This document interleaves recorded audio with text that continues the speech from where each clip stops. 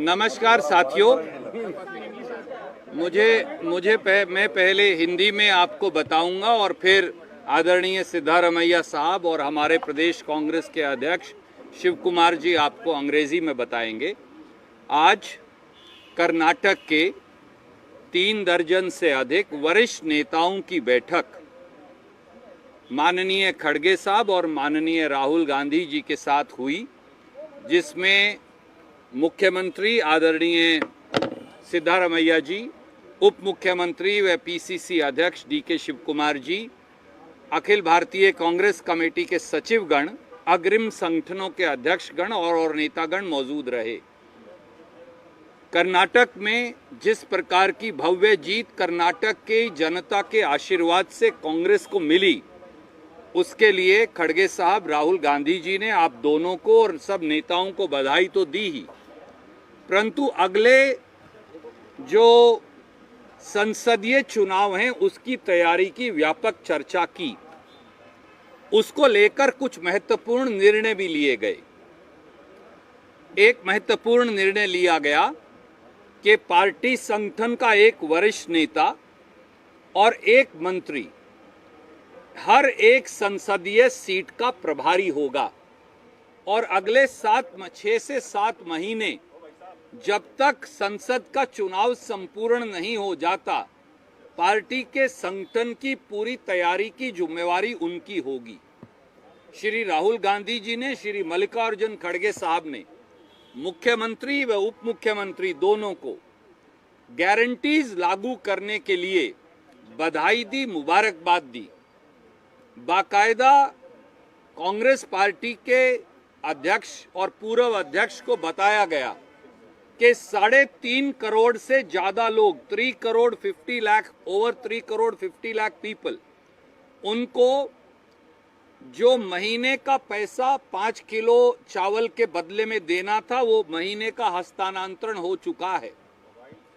हमारी जो बहनें हैं, कर्नाटका की महिलाएं हैं, बेटियां हैं, करोड़ों ट्रिप्स इस समय वो मुफ्त बस की कर चुकी हैं और महिला मोबिलिटी में एक नया निखार और पूरे देश को दिखाने वाला रास्ता वहां आया है। मुफ्त बिजली की जो 200 यूनिट तक की योजना थी, इसी महीने की 5 तारीख को, 5 अगस्त को उसको लॉन्च कर देंगे और कर्नाटक के 2 करोड़ से ज्यादा डोमेस्टिक कंज्यूमर्स को जीरो बिल आना शुरू हो जाएगा। गुलबर्गा में इसकी शुरुआत करेंगे 5 अगस्त को। इसी प्रकार से इस देश की सबसे महत्वपूर्ण और दुनिया की सबसे बड़ी महिला डायरेक्ट बेनिफिट ट्रांसफर योजना गृह लक्ष्मी, जो श्रीमती सोनिया गांधी जी, खड़गे साहब, राहुल जी, प्रियंका जी, सिद्धारमैया जी, डीके शिव कुमार जी और हम सबका स्वप्न था, उसके लिए बाकायदा 18,000 करोड़ रुपए की राशि इस बजट में बतौर वित्त मंत्री सिद्धारमैया साहब ने रखी है। लक्ष्मी हेबालकर जी यहाँ खड़ी हैं, जो हमारी प्रभारी मंत्री इस विभाग की हैं। रजिस्ट्रेशन इस समय चालू है और 15 से 20 अगस्त के बीच में लगभग 1 करोड़ 30 लाख महिलाओं को सीधे 2,000 रुपया मासिक उनके खाते में हस्तांतरण शुरू हो जाएगा। कांग्रेस पार्टी ने निर्णय लिया और ये बताया गया कि लगभग प्रांत के 92 से 93% लोग किसी न किसी कांग्रेस की गारंटी से लाभान्वित होंगे। और एक तरफ मोदी जी हैं, जो कर्नाटक के मॉडल की दुहाई देकर पानी पी पी कर कोसते हैं, हमें क्रिटिसाइज करते हैं। एक तरफ कांग्रेस की सरकार है, जिसने जन कल्याण की एक ऐसा रास्ता शुरू किया है जिसका अनुसरण भाजपा की सरकारें भी करने लगी हैं, अलग अलग प्रांतों के अंदर हमारी आलोचना करते हुए भी। तो ये जान लीजिए कि कर्नाटक के 92% लोग कांग्रेस की गारंटियों से लाभान्वित होंगे और हमने निर्णय लिया कि कांग्रेस के कार्यकर्ता अगले 6 महीने में एक एक बेनिफिशियरी के घर तक जाएंगे, उनको कांग्रेस के इस कार्यक्रम से जोड़ेंगे और संसदीय चुनाव में, ताकि उनकी एक निर्णायक रचनात्मक भूमिका रहे। मुख्यमंत्री जी ने, हमारे प्रदेश कांग्रेस कमेटी के अध्यक्ष ने, उन्होंने ये कहा कि कर्नाटक में कांग्रेस पार्टी कम से कम 20 सीट अवश्य संसदीय चुनाव में जीतेगी। 3/4 से ज्यादा सीट जीतकर कांग्रेस का परचम लहराएंगे। कोशिश करेंगे कि 28 की 28 सीट जीतें, परंतु कम से कम 20 सीट कांग्रेस पार्टी जीतेगी। जिस प्रकार का जमीनी माहौल है और भाजपा के षड्यंत्र को और मोदी जी की उस आलोचना को, जो बार बार कर्नाटक का नाम लेकर पानी पी पी कर कोसते हैं, उसका बाकायदा जवाब वोट की चोट से दिया जाएगा। अब मैं अनुरोध करूंगा आदरणीय सिद्धारमैया जी से कि वो अपनी बात कहेंगे और फिर प्रदेश कांग्रेस अध्यक्ष। कन्नड़ದಲ್ಲಿ ಹೇಳು, ಇಂಗ್ಲಿಷ್ನಲ್ಲಿ ಹೇಳು। आप कन्नड़ा में बोलिए सर, आप इधर सेंटर में आ जाइए। I will speak in Kannada. Mr. D.K. Shivakumar will speak in English. Okay. Those who do not know Kannada, I am sorry. I can't speak in Hindi. I can speak in English, but D.K. Shivakumar will speak in English. I will speak in Kannada.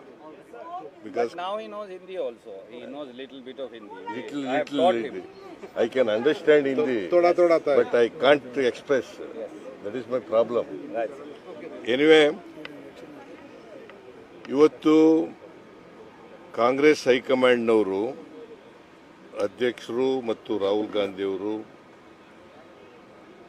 Venugopal ಅವರು, ಸುರ್ಜೇವಾಲಾ ಅವರು, ಎಲ್ಲ senior leaders, ಕಾಂಗ್ರೆಸ್ನ senior ಲೀಡರ್ಸ್ನನ್ನು ಮತ್ತು ನನ್ನ ಸಚಿವ ಸಂಪುಟದ ಎಲ್ಲ ಮಂತ್ರಿಗಳನ್ನು ಇವತ್ತು ಮೀಟಿಂಗ್ ಕರೆದಿದ್ದರು. ಅದರಲ್ಲಿ ನಾನು ಭಾಗವಹಿಸಿದ್ದೆ, ಡಿ.ಕೆ. ಶಿವಕುಮಾರ್ ಭಾಗವಹಿಸಿದ್ರು, ಎಲ್ಲ ಮಂತ್ರಿಗಳು ಭಾಗವಹಿಸಿದ್ರು, ಮತ್ತು ಎಲ್ಲ ಸೀನಿಯರ್ ಲೀಡರ್ಸು ಯಾರ್ಯಾರನ್ನು ಕರೆದಿದ್ರು ಅವರೆಲ್ಲರೂ ಕೂಡ ಭಾಗವಹಿಸಿದ್ರು. ಭಾಳ ಮುಖ್ಯವಾಗಿ ಚರ್ಚೆ ಆದದ್ದು ಮುಂಬರ್ತಕ್ಕಂಥ ಲೋಕಸಭಾ ಚುನಾವಣೆ ಬಗ್ಗೆ.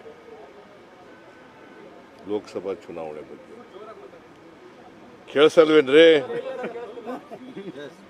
ಲೋಕಸಭಾ ಚುನಾವಣೆ ಬಗ್ಗೆ ಚರ್ಚೆ ಆಯಿತು. ಎಲ್ಲರೂ ಅವರವರ ಅಭಿಪ್ರಾಯಗಳನ್ನು ಹೇಳಿದ್ದಾರೆ. ಈಗಾಗಲೇ ಸುರ್ಜೇವಾಲಾ ಅವರು ಹೇಳಿದ್ದಾರೆ, ನಾವು ತೆಗೆದುಕೊಂಡಿರ್ತಕ್ಕಂಥ ನಿರ್ಣಯವನ್ನು, ಮೊದಲನೇ ನಿರ್ಣಯ ಏನಪ್ಪ ಅಂತಂದರೆ, there are 31 ಜಿಲ್ಲೆಗಳಿದ್ದಾವೆ ಕರ್ನಾಟಕದಲ್ಲಿ. 31 ಜಿಲ್ಲೆಗಳು.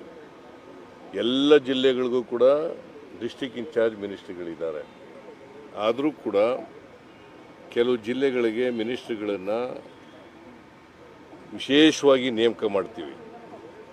ಯಾಕೆಂದರೆ ಲೋಕಸಭಾ ಚುನಾವಣೆ ಜವಾಬ್ದಾರಿ ಅವರಿಗೆ ಕೊಡ್ತೀವಿ. ಮಿನಿಸ್ಟ್ರಿಗಳು, ಡಿಸ್ಟ್ರಿಕ್ಟ್ ಇನ್ಚಾರ್ಜ್ ಮಿನಿಸ್ಟ್ರಿಗಳು ಕೂಡ ಜವಾಬ್ದಾರಿ ತಗೋಬೇಕು. ಕೆಲವು ಮಿನಿಸ್ಟ್ರಿಗಳಿಗೂ ಕೂಡ ಜವಾಬ್ದಾರಿಯನ್ನು ಕೊಡ್ತೀವಿ. ಸೊ ಒಟ್ಟಾರೆಯಾಗಿ ಲೋಕಸಭೆಯಲ್ಲಿ ನಾವು ಹೆಚ್ಚು ಸ್ಥಾನಗಳನ್ನು ಗೆಲ್ಲಬೇಕು ಅಂತಕ್ಕಂಥದ್ದು ಉದ್ದೇಶ. ಇವತ್ತು ವಾತಾವರಣ ಕಾಂಗ್ರೆಸ್ ಪರವಾಗಿದೆ. ಕಾರಣ ಯಾಕಪ್ಪ ಅಂತಂದರೆ, ನಾವು ನುಡಿದಂತೆ ನಡೆದಿದ್ದೀವಿ.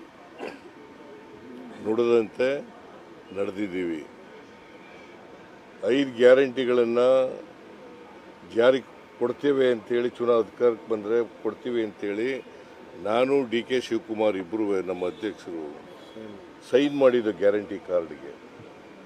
ಗ್ಯಾರಂಟಿ ಕಾರ್ಡ್ ಸೈನ್ ಮಾಡಿ ಮನೆ ಮನೆಗೆಲ್ಲ ಹಂಚಿಸಿದ್ದು ನಾವು. ಅವರು BJPಯವರು ಇವು ಮಾಡೋಕ್ಕಾಗಲ್ಲ ಅಂತ ಸುಳ್ಳು ಹೇಳ್ತಾ ಇದ್ರು, JDSನವರು ಸುಳ್ಳು ಹೇಳ್ತಾ ಇದ್ರು. As a matter of fact Narendra ಮೋದಿಯವರೇ ಹೇಳಿದ್ರು, ಈ 5 ಗ್ಯಾರಂಟಿಗಳನ್ನು ಜಾರಿ ಮಾಡೋಕ್ಕಾಗಲ್ಲ, ಇದು ಮಾಡಿದ್ರೆ ರಾಜ್ಯ ಆರ್ಥಿಕವಾಗಿ ದಿವಾಳಿ ಆಗಿಬಿಡ್ತದೆ ಅಂತ ನರೇಂದ್ರ ಮೋದಿಯವರು ಹೇಳಿದ್ದು. ಈಗಲೂ ನಿನ್ನೆ ಹೇಳೋರೆ, ಏನಪ್ಪ ಅಂತಂದರೆ, ರಾಜ್ಯ ಸರ್ಕಾರದಲ್ಲಿ, ಕರ್ನಾಟಕ ಸರ್ಕಾರದಲ್ಲಿ ಅಭಿವೃದ್ಧಿ ಕೆಲಸಗಳನ್ನು ಮಾಡಲಿಕ್ಕೆ ದುಡ್ಡಿಲ್ಲ ಅಂತ ಹೇಳಿದ್ದಾರೆ. It is totally falls. 100% ಅಸತ್ಯ. ನಾವು 5 ಗ್ಯಾರಂಟಿಗಳಿಗೂ ಕೂಡ ಬಜೆಟ್ನಲ್ಲಿ ದುಡ್ಡನ್ನು ಅಲೋಕೇಟ್ ಮಾಡಿದ್ದೀವಿ. ಈಗಾಗಲೇ 4 ಗ್ಯಾರಂಟಿಗಳು ಜಾರಿ ಆಗ್ತಾ ಇದ್ದಾವೆ. ಒಂದು ಜೂನ್ 11ನೇ ತಾರೀಕೆ ಶಕ್ತಿ ಯೋಜನೆ ಉಚಿತವಾಗಿ ಹೆಣ್ಮಕ್ಳಿಗೆ ಸರ್ಕಾರಿ ಬಸ್ಗಳಲ್ಲಿ ಉಚಿತ ಪ್ರಯಾಣ ಕಲ್ಪಿಸ್ಕೊಡ್ತಕ್ಕಂಥದ್ದು ಅದು ಜಾರಿಗೆ ಬಂದಾಗಿದೆ. ಆಮೇಲೆ ನಮಗೆ ಅಕ್ಕಿ ಕೊಡಲಿಲ್ಲ ಇವರು ಕೇಂದ್ರ ಸರ್ಕಾರದವರು. FCIನವರು ಅಕ್ಕಿ ಕೊಡ್ತೀವಿ ಅಂತ ಒಪ್ಕೊಂಡು ಮೋಸ ಮಾಡಿಬಿಟ್ರು. ಜನದ್ರೋಹದ ಕೆಲಸ ಇದು. ಅಕ್ಕಿ ಕೊಡ್ತೀವಿ ಅಂತ ಕಾಗದ ಬರೋದು ಅದೇನು ಪುಕ್ಕಟೆ ಕೇಳಿರಲಿಲ್ಲ ನಾವು. 1 kgಗೆ 34 ರೂಪಾಯಿ ಕೊಡ್ತೀವಪ್ಪ ಅಂತ ಹೇಳಿದ್ದು ನಾವು. ಆದರೂ ಕೂಡ ಕೊಡಲಿಲ್ಲ ನಾವು. ಅದಕ್ಕೆ ಅಕ್ಕಿ ಸಿಕ್ಕಲಿಲ್ವಲ್ಲ ಅಂತೇಳಿ ಸಿಕ್ಕವರಿಗೆ 5 kg ಅಕ್ಕಿ ಕೊಡ್ತೀವಿ ಅಂತ ಹೇಳಿದ್ದು. 5 kg ಅಕ್ಕಿ ಕೊಡ್ತೀವಿ ಅಂತ 1 kgಗೆ 34 ರೂಪಾಯಿನಂತೆ. ಅದು FCIನವರು ನಿಗದಿ ಮಾಡಿರ್ತಕ್ಕಂಥ ರೇಟು. 1 kgಗೆ 34 ರೂಪಾಯಿನಂತೆ, 5 kgಗೆ 170 ರೂಪಾಯಿ. ಸೊ ಅದು ಒಬ್ಬರಿಗೆ 170 ರೂಪಾಯಿ. ಅವ್ರು ಎಷ್ಟು ಜನ ಇದ್ದರೂ ಕೂಡ 170 ರೂಪಾಯಿ ಕೊಡ್ತೀವಿ. ಸೊ ಅದು ಚಾಲು ಆಗಿದೆ 1ನೇ ತಾರೀಕಿನಿಂದ, ಜುಲೈ 1ನೇ ತಾರೀಕಿನಿಂದ ಚಾಲು ಆಗಿದೆ. ಈಗ 2ನೇ ತಿಂಗಳು ಕೂಡ ಬಂದಿದೆ. ಇದು ಆಗಸ್ಟ್ 2ನೇ ತಾರೀಕು ಬಂದಿದೆ. ಅವ್ರು ನೇರವಾಗಿ ಅವ್ರ ಅಕೌಂಟಿಗೆ ದುಡ್ಡು ಹಾಕ್ಬಿಡ್ತಾ ಇದ್ದೀವಿ. ಮತ್ತು ಜುಲೈ 1ನೇ ತಾರೀಕಿನಿಂದ ಗೃಹ ಜ್ಯೋತಿ ಕಾರ್ಯಕ್ರಮ ಕೂಡ ಜಾರಿಗೆ ಬಂದಿದೆ. 200 ಯೂನಿಟ್ವರೆಗೆ ಫ್ರೀಯಾಗಿ ಕೊಡ್ತೀವಿ. ಫ್ರೀಯಾಗಿ 200 ಯೂನಿಟ್ವರೆಗೆ ಎಲ್ರಿಗೂ 200 ಯೂನಿಟ್ ಅಲ್ಲ. ಯಾರ್ಯಾರು ಒಂದು ವರ್ಷದಲ್ಲಿ ಬಳಸಿರ್ತಾರೆ, ಕನ್ಸ್ಯೂಮ್ ಮಾಡಿರ್ತಾರೆ, ಅದರ ಅವರೇಜ್ ತಗೊಂಡು ಅದರ ಮೇಲೆ 10% ಹೆಚ್ಚಾಗಿ ಕೊಟ್ಟು ವಿದ್ಯುತ್ತನ್ನು ಅವ್ರಿಗೆ ಕೊಡ್ತೀವಿ ಫ್ರೀಯಾಗಿ. ಅವರು ಮುಂದೊಂದು ತಿಂಗಳಿಂದ ಬಿಲ್ ಕಟ್ಟಬೇಕಾಗಿಲ್ಲ. ಅವ್ರು ಏನು ಬಳಸಿ ಕನ್ಸ್ಯೂಮ್ ಮಾಡಿರ್ತಾರೆ ಆ ವಿದ್ಯುತ್ಗೆ ಫ್ರೀ ವಿದ್ಯುತ್ತನ್ನು ಕೊಡ್ತಾ ಇದ್ದೀವಿ. ಇದು 3ನೇ ಕಾರ್ಯಕ್ರಮ. 4ನೇದು ಗೃಹಲಕ್ಷ್ಮಿ ಕಾರ್ಯಕ್ರಮ. ಈಗಾಗಲೇ ರಿಜಿಸ್ಟ್ರೇಷನ್ ಇಸ್ ಗೋಯಿಂಗ್ ಆನ್. ಅದು 18ನೇ ತಾರೀಕು ಬೆಳಗಾಂನಲ್ಲಿ ಲಾಂಚ್ ಮಾಡ್ತಾ ಇದ್ದೀವಿ. ಶ್ರೀಮತಿ ಸೋನಿಯಾ ಗಾಂಧಿ 14 ಆದಮೇಲೆ 15 ಆದಮೇಲೆ ಅದೇ 18ನೇ ತಾರೀಕು ಅಂತ ಮೇಡಮ್ ಅಲ್ಲ ಲಕ್ಷ್ಮಿ ಯಾವತ್ತು? ಅದು after 15th, any day after 15th, because ಇದೆ madam registration is going on. ಈಗಾಗಲೇ ಸುಮಾರು 90 ಲಕ್ಷ ರಿಜಿಸ್ಟರ್ ಆಗಿದೆ. 1,28,00,000 ಕುಟುಂಬಗಳಿರ್ತಕ್ಕಂಥದ್ದು. 1,28,00,000 ಕುಟುಂಬಗಳಿರ್ತಕ್ಕಂಥದ್ದು. ಈಗಾಗಲೇ 90 ಲಕ್ಷ ಕುಟುಂಬಗಳು ಈಗಾಗಲೇ ರಿಜಿಸ್ಟರ್ ಆಗಿದ್ದಾವೆ. ಸೊ 15ನೇ ತಾರೀಕಿನವರೆಗೂ 1 ಕೋಟಿ ಮೇಲೆ 1,28,00,000ವರೆಗೂ ಕೂಡ ಮಾಡಲಿಕ್ಕೆ ಪ್ರಯತ್ನ ಮಾಡ್ತೀವಿ. ಮತ್ತು ಇದು 1 ರೂಪಾಯಿನೂ ಕೊಡಬೇಕಾಗಿಲ್ಲ. ಬೆನಿಫಿಷರೀಸು 1 ರೂಪಾಯಿನೂ ಕೊಡಬೇಕಾಗಿಲ್ಲ. ನಾವೇ ಅದನ್ನು ರಿಜಿಸ್ಟರ್ ಮಾಡ್ಕೊಳ್ತಕ್ಕಂಥ ಕೆಲಸನೂ ಮಾಡ್ತೀವಿ. ನಮ್ಮದೇ ಎಲ್ಲ ಖರ್ಚು ಕೂಡ ಸರ್ಕಾರದ್ದೇ ಮಾಡ್ತಾ ಇದ್ದೀವಿ. ಅದರಿಂದ 1 ಪೈಸೆನೂ ಕೊಡೋಂಗಿಲ್ಲ. ಮತ್ತು ಅದು 15ನೇ ತಾರೀಕಿಗೆ ಅಂತಿಲ್ಲ, ಅದು ನಿರಂತರವಾಗಿ ನಡೀತದೆ. ಸೊ ಇನ್ನು ಉಳಿದದು 5ನೇ ಗ್ಯಾರಂಟಿ ಯುವ ನಿಧಿ ಅಂತೇಳಿ. ಅದು ಈ ವರ್ಷ 22-23ರಲ್ಲಿ ಪಾಸಾದವರು 6 ತಿಂಗಳಾದ ಮೇಲೆ ಅನ್ಎಂಪ್ಲಾಯ್ಡ್ ಆಗಿದ್ದರೆ ಅವರಿಗೆ ಅನ್ಎಂಪ್ಲಾಯ್ಡ್ ಗ್ರ್ಯಾಜುಯೇಟ್ಸ್ಗೆ 3,000 ರೂಪಾಯಿ, ಅನ್ಎಂಪ್ಲಾಯ್ಡ್ ಡಿಪ್ಲೊಮಾ ಹೋಲ್ಡರ್ಸ್ಗೆ 1,500 ರೂಪಾಯಿ 24 ತಿಂಗಳು ಕೊಡ್ತೀವಿ. ಇನ್ನು ಮೀನ್ ವೈಲ್ ಏನಾದ್ರು ಮಧ್ಯದಲ್ಲಿ ಅವ್ರಿಗೆ ಕೆಲಸ ಸಿಕ್ಕಿದ್ರೆ ಅವ್ರಿಗೆ ಕೊಡಲ್ಲ. ಕೆಲಸ ಸಿಕ್ಕದೆ ಹೋದರೆ 20 ತಿಂಗಳು ಕೊಡ್ತೀವಿ. 24 ತಿಂಗಳು ಕೂಡ, ಅಂದರೆ 2 ವರ್ಷ ಕೊಡ್ತೀವಿ. ಅದ್ರ ಜೊತೆಗೆ ಅವ್ರಿಗೆ ಸ್ಕಿಲ್ ಡೆವಲಪ್ಮೆಂಟು ಕೂಡ ಮಾಡಿಕೊಡ್ತೀವಿ. ಮಾರ್ಕೆಟಿನಲ್ಲಿ ಏನು ಡಿಮ್ಯಾಂಡ್ ಇದೆ ಅದಕ್ಕೆ ಅನುಗುಣವಾಗಿ ಸ್ಕಿಲ್ ಡೆವಲಪ್ಮೆಂಟು ಕೂಡ ಯುವಕರಿಗೆ ಯುವತಿಯರಿಗೆ ಮಾಡಿಕೊಡ್ತಕ್ಕಂಥ ಕೆಲಸವನ್ನು ಮಾಡ್ತೀವಿ. ಸೊ ಇದಲ್ಲದೆ ನಾವು 76 ಕಾರ್ಯಕ್ರಮಗಳನ್ನು ಮ್ಯಾನಿಫೆಸ್ಟೋನಲ್ಲಿ ಹೇಳಿರ್ತಕ್ಕಂಥ ನಮ್ಮ ಪ್ರಣಾಳಿಕೆಯಲ್ಲಿ ಹೇಳಿದ್ವಲ್ಲ, ಅವು 76 ಕಾರ್ಯಕ್ರಮಗಳನ್ನು ಜಾರಿ ಕೊಟ್ಟಿದ್ದೀವಿ.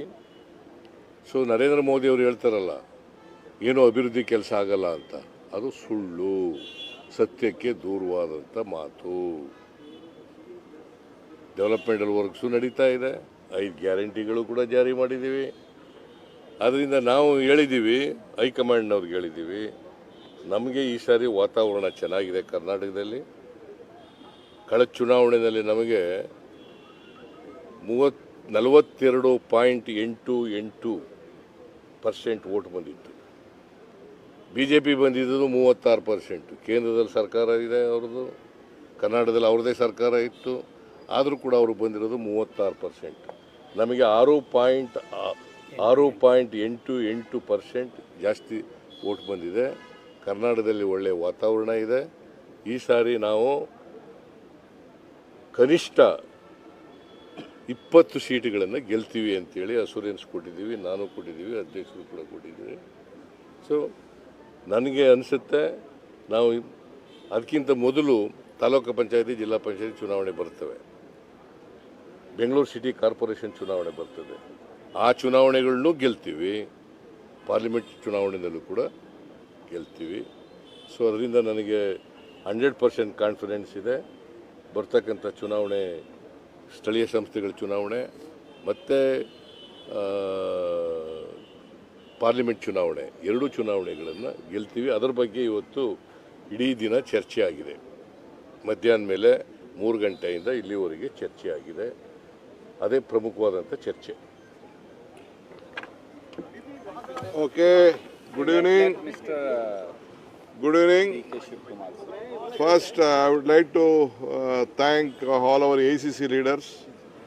A very good informal meeting was being conducted.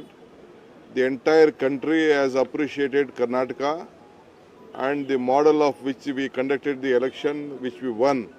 The entire workers have complimented Rahul ji and ACC President Mr. Mallikarjun Kharge ji for the victory. And the Karnataka Pradesh, including myself and Mr.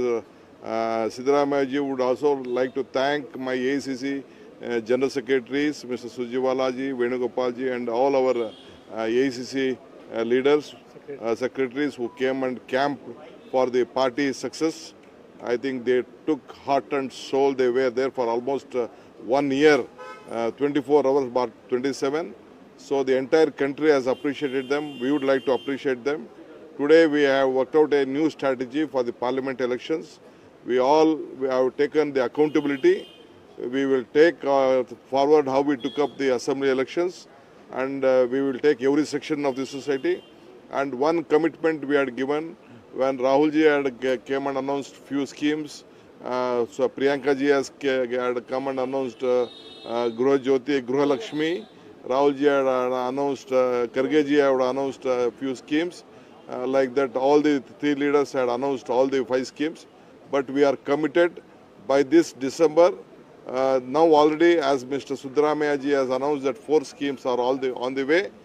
From this month itself, no one has to pay the power bill till 200 units. Already 10 kilos of rice has been implemented. Already women are walking across almost 15 lakh women every day. They are transporting to the entire state free women. And Gruha Lakshmi will be launched after 15th of this month, after our ACC leaders gives us the time. We have kept the things set right. So we whatever we had promised to the people of Karnataka, we are going to deliver. And we have set a standard of keeping up our words, not like the BJP or any other party. We are going to implement. Though the Honorable Prime Minister said that Karnataka will be bankrupt, the state government will be bankrupt, Mr. Siddaramaiah ji has given a budget that nothing will happen. We are going to implement the next whatever till our promises we have made, we are going to implement. There is one. The second part is the electoral engineering. We will try to take all the sections. There are a lot of incoming leaders, workers who are looking at the Congress party. We all will take together, see that, because they feel that only Congress party is the future, and India has been born in Karnataka, and I think it is our bound duty to see that we give the maximum number of seats. We are targeting minimum of 20 seats. We are committed to it. We will all work together. We will all join together. People of Karnataka have shown us, given us respect and given us the mandate. We will deliver. This is what I would like to tell. ನಾನು ಈಗಾಗಲೇ ಹೇಳ್ದಂಗೆ ನಮ್ಮ ಕರ್ನಾಟಕ ರಾಜ್ಯದಲ್ಲಿ ನಮ್ಮ ಒಗ್ಗಟ್ಟಿನ ಪ್ರದರ್ಶನ ರಾಜಕಾರಣದಲ್ಲಿ ನಮ್ಮದೇ ಆದಂಥ ಕರ್ನಾಟಕದ ಮಾಡೆಲನ್ನು ಒಗ್ಗಟ್ಟಿನಿಂದ ಚುನಾವಣೆಯನ್ನು ಯಾವ ರೀತಿ ಎದುರಿಸಬೇಕು ಅಂತೇಳಿ ನಾವೀಗಾಗಲೇ ನಾವು ಮಾಡಿದ್ದೇವೆ, ನುಡಿದಂತೆ ನಡೆದಿದ್ದೇವೆ, ಕೊಟ್ಟ ಮಾತನ್ನು ಉಳಿಸ್ಕೊಂಡಿದ್ದೇವೆ. ಆ ಪ್ರಕಾರ ನಮಗೆ ವಿಶ್ವಾಸ ಇದೆ. ನಾವು 20 ಸೀಟನ್ನು ಖಂಡಿತ ನಾವು ಈ ರಾಜ್ಯದಿಂದ ನಾವು ದೆಹಲಿಗೆ ಕೊಡ್ತೇವೆ, ಇಂಡಿಯಾಗೆ ಕೊಡ್ತೇವೆ ಅಂಥೇಳಿ ನಾವು ಮಾತು ಕೊಟ್ಟಿದ್ದೇವೆ. ಆ ಪ್ರಕಾರ ಎಲ್ಲರೂ ಸೇರಿ ವಿ ಆರ್ ಅಕೌಂಟಬಲ್. ಪ್ರತಿ leaders, almost 50 leaders had come here. All of them have taken responsibility. All are committed. ನಾವೆಲ್ಲ ಒಗ್ಗಟ್ಟಿನಿಂದ ಭಾರತಕ್ಕೆ, ಕಾಂಗ್ರೆಸ್ ಪಾರ್ಟಿಗೆ ಒಂದು ಶಕ್ತಿ ಕೊಡುವಂಥ ಕೆಲಸವನ್ನು ನಾವು ಮಾಡ್ತೇವೆ. कर्नाटक में हरियाणा की तरह सांप्रदायिक सौहार्द लोकसभा चुनाव के पहले ना बिगड़े, इसलिए सरकार ने कोई खास कदम उठाने के लिए तैयारी है. We don't want to discuss anything on other issue. My General Secretary and Haryana leaders will discuss. We are here only to discuss on Karnataka. Karnataka is one of the most peaceful states in the country. Karnataka is one of the most peaceful states in the country. BJP tried very hard, Prime Minister tried very hard personally to polarize the election. You saw we did not budge. People's agenda, people's welfare, welfare of the poor, women, youth, SC, ST, OBC, minorities, farmer. This is our only priority. Anybody who will obstruct it will be dealt with by Dr. Parmeshwar in accordance with law, our Home Minister.